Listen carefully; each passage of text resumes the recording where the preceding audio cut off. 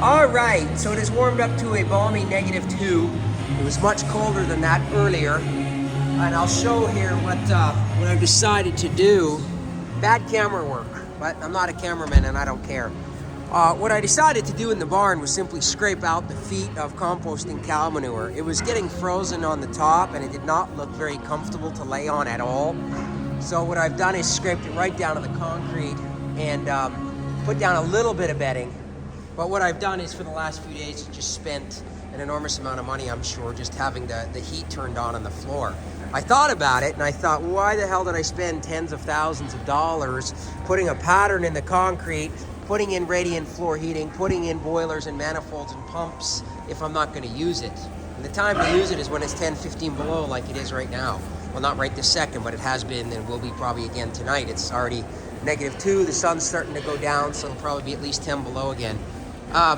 I think the cows appreciate it. I know the pigs certainly do. The pigs basically live up in the barn now, which is fine by me because they root through the cow manure and they try to get it a little bit softer because it does tend to freeze. And I'm just learning again as I go here. I do have I do have a solution for this next year, but of course that doesn't do me any good.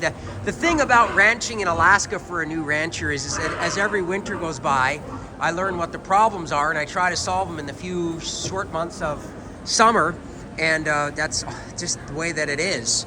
We did a bunch of preg checking today. We got a lot of pregnant cows, some open. There's some that I'm just gonna get rid of. And one cow that I rescued recently just can't be saved, so we're gonna have to unfortunately put her down tomorrow.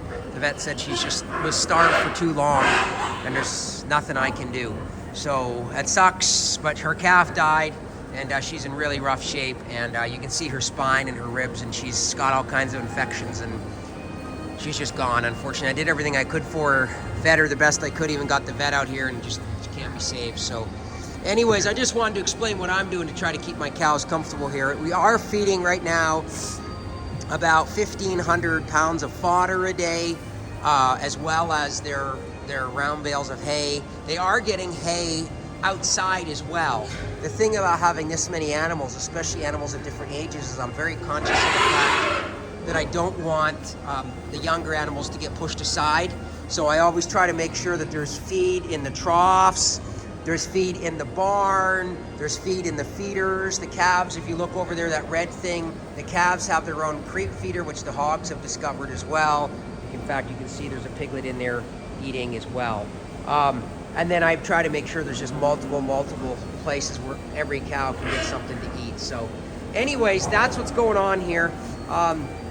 Doing the best I can at 10 below for these cows. I think everybody is looking good, with the exception of the one that unfortunately just needs to go because she just can't be saved. And I am keeping a close eye on the floor and trying to make sure that the cows are comfortable. But I can tell you that when I come in here later at night, they're all laying on it, even though it's just concrete. And they look very, very comfortable. Of course, they should be comfortable because I'm paying a fortune to have the concrete heated to 40 degrees. There's Dove. Isn't she just the cutest calf ever? All right, that's all. I'm gonna go back to work here. It's gonna be dark here in just a few minutes. All right.